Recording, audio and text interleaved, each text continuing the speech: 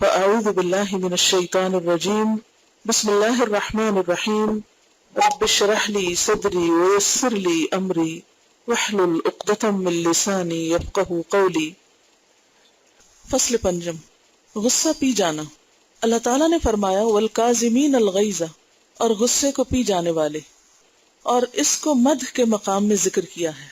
مدح کہتے ہیں تعریف کو، یعنی اللہ تعالیٰ جن لوگوں کی تعریف فرماتے ہیں ان میں سے ایک تعریف مومنوں کی یہ بھی ہے کہ وہ غصہ پینے والے ہوتے ہیں۔ حضرت رسول اللہ صلی اللہ علیہ وسلم نے فرمایا جس نے غصے پر باوجود اس کو نافذ کرنے کی طاقت ہونے کے قابو پا لیا، یعنی وہ غصہ نکال سکتا تھا لیکن اس نے اسے کنٹرول کر لیا، اللہ تعالیٰ اس کو برسر عام بلائے گا اور اختیار دے گا کہ جو بھی حور چاہو پسند کر لو۔ اس کا یہ مطلب نہیں کہ عورتوں کو کوئی ریوارڈ نہیں ملے گا، عورتوں کا ٹیسٹ فرق ہوتا ہے، تو ان کو جو ان کی پسند ہوگی وہ ملے گی، کیونکہ جنت کی تعریف یہی ہے نا کہ وَلَكُمْ فِيهَا مَا تَشْتَهِي أَنفُسُكُمْ، تمہارے لیے وہاں وہ ہے جو تم چاہو گے، تو پھر ہر ایک کی چاہت فرق ہے۔ حضرت عمر رضی اللہ عنہ سے روایت ہے کہ آپ نے کہا جو اللہ سے ڈرا وہ اپنا غصہ جاری نہ کرے گا، اور جو اللہ سے ڈرے گا وہ اپنی مرضی نہ کرے گا، اور اگر قیامت کا دن نہ ہوتا تو جو دیکھتے ہو دنیا کا یہ رنگ نہ ہوتا۔ اگر قیامت کا دن نہ ہوتا تو جو دیکھتے ہو دنیا کا یہ رنگ نہ ہوتا، یعنی جس طرح یہ سب کچھ ہو رہا ہے ایسے نہ ہوتا۔ حضرت ابو ہریرہ رضی اللہ عنہ سے روایت ہے کہ نبی صلی اللہ علیہ وسلم نے فرمایا علم تو علم سیکھنے سے آتا ہے، یعنی علم ماں کے پیٹ سے کوئی نہیں لے کے آتا، اسے ایکوائر کرنا پڑتا ہے، اور بردباری حوصلہ کرنے سے، یعنی دل بڑا کرنے سے۔ متحمل انسان نہیں ہو سکتا جب تک دل نہ بڑا ہو۔ علم حاصل کرو اور اس کے ساتھ سکون اور بردباری بھی حاصل کرو، کیونکہ محض علم کا حاصل کرنا انسان کے لیے خطرناک ہوتا ہے جب تک اس کے ساتھ وہ اخلاق نہ آئے، تحمل اور بردباری نہ ہو۔ اپنے شاگردوں سے بھی نرمی کرو اور اپنے استادوں سے بھی، اور جابر اور سخت گیر علماء میں سے نہ ہو جاؤ کہ تمہارے جاہل تم پر غالب آ جائیں گے، یعنی جاہلوں کی بات پھر زیادہ سنی جائے گی، کیونکہ عالم سخت گیر ہو گئے اور لوگ ان سے ڈر کے بھاگ گئے تو پھر وہ کس کے پاس جائیں گے؟ جہلاء کے پاس جائیں گے۔ نبی صلی اللہ علیہ وسلم نے اشج بن قیس سے فرمایا تیری دو عادتیں اللہ اور اس کے رسول کو بڑی پسند ہیں، بردباری اور جلد بازی نہ کرنا۔ تو جس کے اندر بھی یہ دو کوالٹیز ہوں گی وہ اللہ کا محبوب ہوگا۔ بردباری یعنی تحمل، بات سہ جانا، بڑے حوصلے کے ساتھ دوسرے کی بات کو لینا اور بہت مائنڈ نہ کر جانا اور اس پر فوری طور پر ریاکشن نہ کرنا، اور جلد بازی نہ کرنا۔ اچھا، جلد بازی کی بہت سی قسمیں ہوتی ہیں، مختلف کاموں میں جلد بازی، لیکن ایک چیز یہ کہ ہم دوسرے کی بات غور سے نہیں سنتے اور آدھی بات سن کر جواب دینا شروع کر دیتے ہیں، اور یہ جلد بازی کی ایک بدترین قسم ہے کہ دوسرے کے نقطہ نظر کو نہ سمجھنا، اس کی بات پوری نہ ہونے دینا، یا جو وہ کہہ رہا ہے اس کو اس طرح نہ لینا۔ اس سے کیا ہوتا ہے؟ ایک ڈسٹربنس پیدا ہوتی، بے چینی پیدا ہوتی۔ بعض لوگ کسی کی بات سنتے ہی فوراً اپنی صفائیاں دینے لگتے ہیں، حالانکہ کہنے والے کا مطلب یہ نہیں ہوتا کہ وہ آپ کو کوئی برا بھلا کہہ رہا ہے۔ یہ خود کو ڈیفینڈ کرنا شروع کر دیتے ہیں، یا یہ کہ دوسرے کو فوراً بلیم کرنا شروع کر دیتے ہیں۔ ہو سکتا ہے کہ کوئی ناسمجھ ابھی تمہید ہی باندھ رہا ہو اور اس کی تمہید جب وہ منفی شکل میں شروع ہوئی ہو، تو ایسی صورت میں بردباری کیا ہے کہ اتنا حوصلہ پیدا کر لیں کہ جو وہ کہہ رہا ہے وہ سن لیں۔ ایک آدمی نے حضرت عبداللہ بن عباس کو گالی دی۔ جب وہ بات کر چکا تو آپ نے فرمایا اے اکرمہ، دیکھو اس آدمی کی کوئی حاجت ہے جو ہم پوری کریں، یعنی کہ بھوکا تو نہیں ہے، اس کو کوئی بیماری تو نہیں ہے، کوئی ضرورت تو نہیں۔ تو اس آدمی نے اپنا سر جھکا لیا اور شرمندہ ہوا۔ عبداللہ بن عباس کا یہ رویہ کیا ظاہر کرتا ہے؟ ان کی بردباری۔ یہ ہوتی ہے بردباری، کوئی آدمی آپ کو کرٹیسائز کر رہا ہے، برا بھلا کہہ رہا ہے، اور آپ اس کی بات سن رہے ہیں اور اس کی روٹ کاز جاننے کی کوشش کرتے ہیں۔ اچھا، یہ بالکل ایسے ہوتا ہے کہ جیسے چھوٹے بچے ہوتے ہیں، بعض اوقات ان کو بھوک لگتی ہے، وہ یہ نہیں کہتے ہمیں کھانا چاہیے، وہ کیا کہتے ہیں؟ آ کے آپ کے بال نوچنے لگتے ہیں، پیچھے سے بال کھینچیں گے، کپڑا کھینچیں گے، روئیں گے، لیٹ جائیں گے فرش پہ۔ اچھا، جو ناسمجھ مائیں ہوتی وہ کیا کرتی ہیں؟ پٹائی کر دیتی ہیں۔ وہ یہ سمجھنے کی کوشش نہیں کرتی کہ بچہ یہ حرکت کر کیوں رہا ہے، اس کے پیچھے کیا ہے؟ تو بردباری کیا ہے؟ حوصلہ مندی اور بات کو سہنا، تکلیف کو سہنا، غور کرنا اور روٹ کاز جاننا اور پھر ایکشن لینا۔ ایک آدمی نے امیر معاویہ سے بد کلامی کی تو ان سے کہا گیا آپ اس کو سزا کیوں نہیں دیتے؟ تو فرمایا مجھے شرم آتی ہے کہ میرا حوصلہ میری رعیت کے گناہ سے بھی کم ہو، یعنی یہ تو غلطی کر رہا ہے اور میرا حوصلہ اس سے بھی کم ہو، کتنی بڑی بات ہے۔ لیکن یہ بصیرت کی بات ہے نا، سمجھ کی بات ہے۔ اور پھر یہ کہ لیڈرشپ کی کوالٹی یہی ہے کہ انسان کے اندر حوصلہ مندی ہو۔ امیر معاویہ نے چمڑے کے بچھونے تقسیم کیے، یعنی بیڈنگ، دمشق کے ایک بوڑھے آدمی کو بھی بھیجا، وہ اسے پسند نہ آیا۔ اس نے قسم کھائی کہ میں یہ امیر معاویہ کے سر پر ماروں گا۔ پھر وہ امیر معاویہ کے پاس آیا اور اسے اپنی قسم کے بارے میں بتایا تو امیر معاویہ نے کہا اپنی نظر پوری کرو، مار لو، اور اس بوڑھے سے نرمی سے پیش آئے۔ اب اس سے شان کس کی بڑی؟ انہی کی جس نے بوجھ اٹھا لیا، کیونکہ دیکھنے والے بھی جو آس پاس بیٹھے ہوں گے اور ایک شخص غصے میں داخل ہوتا ہے اور بدتمیزی سے بات کرتا ہے اور ناروا غصہ نکال رہا ہے، اور دیکھنے والا دیکھ رہا ہے کہ بوڑھا ہے، عمر کا تقاضا ہے، کوئی بات نہیں۔ اب جب وہ سب کے سامنے ایک طرح سے ذلت اٹھا رہا ہے تو یہ ذلت نہیں، من تواضع للہ رفعہ اللہ، جو اللہ کے لیے جھکتا ہے اللہ اس کو بلندی عطا کرتا ہے۔ بعض اوقات ہم سمجھتے ہیں اس میں ہماری بے عزتی ہے، حالانکہ بے عزتی نہیں ہوتی۔ جو عقل مند ہوتے ہیں وہ سمجھ جاتے ہیں کہ اس میں اس شخص کی بڑائی ہے جو یہ سہ رہا ہے، جو یہ حماقت برداشت کر رہا ہے اور کڑوا گھونٹ پی کر بھی اسمائل کر سکتا ہے۔ حضرت ابو ذر کا غلام آیا، اس نے آپ کی بکری کی ٹانگ توڑ دی۔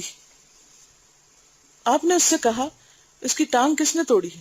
اس نے کہا میں نے جان بوجھ کر توڑی ہے تاکہ آپ غصے میں آئیں اور مجھے ماریں اور گناہگار ہوں۔ اب یہ شیطان کا ایک وار ہوتا ہے۔ بعضوں کا شیطان دیکھتا ہے کہ یہ شخص اتنا سنبھالتا ہے اپنے آپ کو، جھوٹ نہیں بولتا، کسی کی غیبت نہیں کرتا، کسی کا حق نہیں مارتا، اب وہ ایسے ہر بے وسیلے سوچتا ہے کہ جس کے ذریعے اس بندے کو گناہگار کر کے چھوڑے۔ اب وہ جب اس سے عاجز آتا ہے تو پھر وہ دوسروں کے پاس جاتا ہے اور ان کے ذریعے اس کو ستاتا ہے، یعنی انسانوں کی شکل میں شیطان آتا ہے۔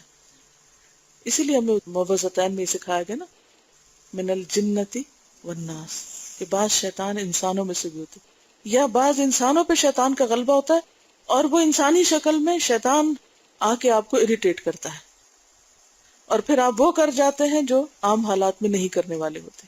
تو اس نے کہا کہ میں تو اس لیے آیا ہوں کہ آپ غصے میں آئیں اور آپ مجھے ماریں اور پھر آپ گنہگار ہوں۔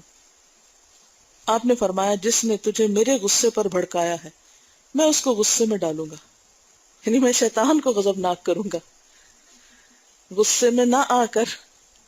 کتنی دلچسپ بات ہے۔ شیطان کو بہت غصہ آتا ہے ان لوگوں پر جو اس کے ہاتھ نہیں آتے، جو اس کے بہکانے میں نہیں آتے۔ اور شیطان سب سے زیادہ کس طریقے سے پینیٹریٹ کرتا ہے؟ غصے کے راستے سے۔ اور جب کوشش کے باوجود وہ انسان کو غصہ نہیں دلا سکتا تو پھر کیا ہوتا ہے؟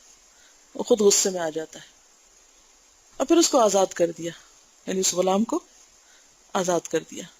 ایک آدمی نے عدی بن حاتم کو گالی دی، حاتم تائی کے بیٹے تھے یہ۔ آپ خاموش رہے۔ جب وہ خاموش ہو گیا تو اس سے کہا اگر کچھ اور کہنا چاہتے ہو تو وہ بھی میرے قبیلے کے نوجوانوں کے آنے سے پہلے پہلے کہہ لو، کیونکہ اگر وہ سنیں گے کہ ان کے سردار کو تم اس طرح کہہ رہے ہو تو وہ ناپسند کریں گے، یعنی ان کو پسند نہ آئے گا۔ یعنی بس اگر کچھ اور کہنا تو وہ بھی کہہ لو، کیونکہ مجھ سے جو کہہ رہے ہو میں تو سن رہا ہوں، لیکن اگر یہ بات کسی اور کے سامنے کہی تو پھر تمہاری شامت آئے گی۔ یہ جواب کس بات کی علامت ہے؟ بردباری کی۔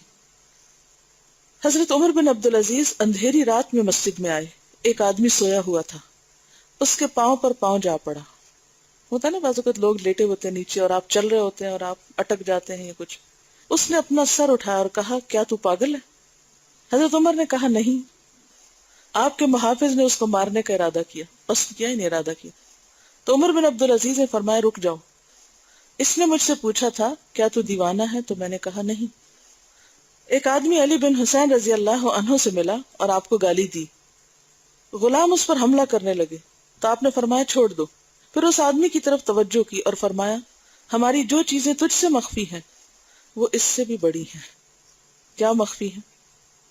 یعنی اندر کی بیماریاں، ڈیزیزز آف ہارٹ یا چھپے ہوئے گناہ. یعنی کیا چیز انسان کو ٹھنڈا کر دیتی ہے؟ جب کوئی آپ کو برا بھلا کہے، کسی چھوٹی برائی پر آپ کو کوئی برا بھلا کہے، زیادہ آپ کو ستانے لگے، تو اس وقت آپ سوچ سکتے ہیں کہ یہ تو ایک چھوٹی سی بات پر میرے پیچھے پڑ گیا ہے، اس کو نہیں پتا کہ میں اس سے زیادہ کتنا برا ہوں. اگر اس کو یہ سارا کچھ پتا چل جائے تو پھر تو حق بجانب ہو. پھر کہا کیا تیری کوئی حاجت ہے کہ ہم مدد کریں؟ یہ ہے نا حکمت کہ ایک شخص کیوں اریٹیٹ ہو رہا ہے، اس کے پیچھے وجہ کیا، اس کی کیا ضرورت رکی ہوئی ہے. وہ آدمی شرمندہ ہو گیا. آپ نے اپنی چادر اتار کر اس کو دی اور حکم دیا اسے 1000 درہم دے دو. اس کے بعد وہ آدمی کہا کرتا تھا کہ میں گواہی دیتا ہوں کہ آپ رسول اللہ صلی اللہ علیہ وسلم کی اولاد ہیں. ایک آدمی نے وہب بن منبہ سے کہا فلاں آدمی نے آپ کو گالی دی ہے، یعنی شکایت لگائی آ کے. تو بھی ہوتا ہے آپ کے ساتھ ایسے کہ آپ کے دوست آپ کو بتائیں کہ فلاں آپ کو ایسا اور ایسا کہہ رہا ہے. آپ نے فرمایا کیا شیطان کو تیرے سوا کوئی الچی نہ ملے کہ تو میسج لے کے آیا؟ تو ایسے دوستوں سے بھی بچنے کی ضرورت ہے کہ جو انسان کو دوسروں کے خلاف بدگمان کرے اور بھڑکائیں، اور اگر کریں تو اس وقت ٹھنڈے دل سے ٹھہر کے سوچیں اور اپنے دل کی حالت کو نارمل ہی رکھیں اور کسی کی باتوں میں نہ آئیں. ہاں جہاں خرابی ہو اسے دور کر لیں، لیکن رویہ خراب نہیں کریں، کیونکہ اصل مقصود کیا ہے؟ خرابی کی اصلاح، نہ کہ اپنے مزاج کا بگاڑ. ایک چیز ہوتی ہے نا کہ آپ کو غلطی دیکھتے ہیں، بہت سی غلطیاں دیکھتے ہیں آپ، جو چیزیں آپ کو پسند نہیں آتی. بعض اوقات آپ سڑک پہ جا رہے ہوتے ہیں، کوئی انسان آپ کو خرابی کرتے نظر آتے ہیں، بعض اوقات کوڑے کے ڈھیر پڑے نظر آتے ہیں، بعض اوقات کچھ اور ایسی چیزیں نظر آتی ہیں کہ جو کیا کرتی ہیں، ان کو دیکھ کر آپ کو غصہ آتا ہے. اب اس غصے کو چینلائز کیسے کیا جائے؟ کیا وہیں بیٹھ کے بول کے چیخ چلا کے کہہ کے برا بھلا اس کو گالی اس کے ساتھ ناروا بات کر کے ختم؟ کوئی فائدہ نہیں. اب آپ کو اپنا مزاج بھی برہم ہوا، جو آپ کے ساتھ بیٹھے ہوئے تو ان کو بھی آپ نے ستایا. تو یہ ساری انرجی جو ایک منفی کام میں لگی وہ کہاں لگنی چاہیے تھی؟ یہ تدبیر کرنے میں کہ اس کی اصلاح کیسے ہو، سولوشن کیا ہے، حل کیا ہے. آپ کسی بھی شخص کو دیکھتے ہیں، گھر میں اپنے بچوں کو دیکھتے ہیں، باہر اپنے ساتھیوں کو دیکھتے ہیں، کسی ادارے میں لوگوں کو دیکھتے ہیں کہ کام خراب کر رہے ہیں، تو عموماً خرابی دیکھ کر ہمیں غصہ آ جاتا ہے. غصہ آتا ہے تو ہم اپنے آپ کو کھانے لگتے ہیں، ہمارا خون بھڑکتا ہے اور ہم مصیبت کا شکار ہوتے ہیں. اور جو خرابی کر رہا تھا وہ مزے کر رہا ہوتا ہے، اس کو کوئی فرق نہیں پڑتا، اسے بعض اوقات ہمارے غصے کا بھی کوئی فرق نہیں پڑتا. تو ایسے وقت میں غصے کی بجائے کیا کرنا چاہیے؟ اصلاح کی تدبیریں، روٹ کاز پہ غور، اور پھر وہاں سے جا کے چیز کو ہلانا چاہیے جہاں سے سب کچھ بیلنس ہو سکے. محض کسی سے ذکر کر دینے سے اصلاح نہیں ہوا کرتی. بعض اوقات ایسا ہوتا ہے نا کہ ہمیں کو برا لگتی ہے چیز، تو ہم کہتے چلو اس کو بتا دیتے جا کے. اچھا مثلا عموماً جیسے الہدا میں ایسا ہوتا ہے کہ کوئی کیسٹ یا سی ڈی خراب ہے، تو وہ آ کر جو اسٹال پہ لڑکی کھڑی ہوتی ہے اس کے ساتھ غضبناک ہوتے ہیں، اس کو سنا کے چلے جاتے ہیں، حالانکہ اس بیچاری نے نہ وہ سی ڈی بنائی ہے، نہ ہی اس میں کوئی غلطی ہے، نہ خرابی. اس کا تو کام صرف اتنا ہے کہ وہ کیا کرے، آگے دے دے، وہ تو خدمت میں مامور ہے. تو ہونا کیا چاہیے تھا؟ کس کو ایڈریس کیا جاتا، کیسے بات پہنچائی جاتی؟ اب کیا ہوتا ہے کہ ہم بعض اوقات ایک پروڈکٹ خراب ہے جو دکاندار ملا اسی کو برا بھلا کہہ کے چلے. اب دکاندار نے تو اٹھا کے رکھ دینی کیونکہ وہ تو مالک نہیں ہے اور نہ ہی وہ کوئی اصلاح کرے گا. تو آپ نے ایسی جگہ اپنا غصہ نکالا کہ جہاں نکالنا ظلم میں شامل ہوا، کیونکہ جس پر آپ غصہ نکال رہے ہیں اس کا اس میں ایک رتی برابر بھی کوئی قصور نہیں ہے اور اس سے فائدہ بھی کچھ نہیں ہوگا، آئندہ کے لیے اصلاح بھی کوئی نہیں ہوگی. تو ہماری بہت سے، چاہے وہ ہمارے بچوں کی تربیت میں خلل ہو، بہت سی مائیں کیا کرتی ہیں، بچے خرابی کرتے ہیں تو باپ گھر میں داخل ہوتا ہے، شکایتوں کی پٹاری کھول دیتی ہیں. چلے تھوڑا حوصلہ کر لیتے، تھوڑا آگے بڑھ جاتے، لیکن وہ کیا سمجھتی ہیں کہ بچے کی ساری شکایتیں اور ساری خرابیاں جو جو دیکھ کر اس کا غصہ آیا وہ اگر باپ کو بتا دیا تو اب معاملہ میرے سر سے اتر گیا، میں بری ذمہ. کیا نتیجہ نکلتا ہے، حاصل کیا ہوتا ہے؟ باپ بھی غصے میں آ جاتا ہے، وہ بچے پہ چلاتا ہے، نتیجہ کیا نکلتا ہے؟ اصلاح؟ کوئی اصلاح نہیں ہوتی. بچے اور ضد میں آ جاتے، ماں باپ سے نفرت کرتے، ماں کا بھی ٹرسٹ جاتا ہے، یعنی ماں پر اعتماد نہیں رہتا، باپ سے بھی نفرت ہوتی، ان کا اپنا کانفیڈنس الگ خراب ہوتا ہے، اعتماد ختم ہو جاتا ہے، نتیجتاً معاشرے کے ہر فرد سے ان کا اعتماد ختم ہونے لگتا ہے، اور ان کی وہ صلاحیتیں جو کسی مثبت طریقے سے چینلائز ہو سکتی تھی کسی اچھے کام کے لیے، وہ ضائع ہو جاتی. اور اس میں سبب کون بنا، ذرا غور کیجئے، کون بنا سبب؟ آغاز کہاں سے ہوا؟ ماں کی ناسمجھی سے، کہ اس نے کوئی خود حل نہیں سوچا کہ اس کا علاج کیا ہو، طریقہ کیا ہو. اگر اسے شوہر کی مدد چاہیے تو وہ شکایت لگانے کی بجائے شوہر کے ضمیر کو بیدار کرے اور شوہر کو اس کی ذمہ داری کا کچھ احساس دلائے، یا مل کر کوئی سولوشن سوچے، پھر تو ٹھیک ہے. لیکن اگر محض اپنی فرسٹریشن کا اظہار مقصود ہے تو اس سے حاصل کچھ نہیں ہوگا. اور یہی مثال اور جگہوں پر بھی، کہ اگر آپ کسی کے بھی خلاف کمپلینٹ کسی بڑے سے کر دیتے ہیں اور مطلوب صرف اپنی فرسٹریشن کا تدارک ہے، تو اس سے اصلاح نہیں کبھی ہوتی اور نہ حالات بدلتے ہیں، بلکہ ایک کے بعد ایک چیز ریپیٹ ہوتی چلی جاتی، اور آپ کا بھی مرض بڑھتا رہتا ہے اور لوگ بھی جو غلط کر رہے ہیں وہ کرتے چلے جاتے ہیں. تو ہر معاملے کو انڈیویجولی لے کے دیکھنا یہ چاہیے کہ روٹ کاز کیا ہے، کہاں سے اصلاح کی جائے تاکہ ظاہری حالات بھی درست ہو جائیں. سبحانک اللہم و بحمدک، نشہد ان لا الہ الا انت، نستغفرک و نتوب الیک. السلام علیکم ورحمۃ اللہ وبرکاتہ.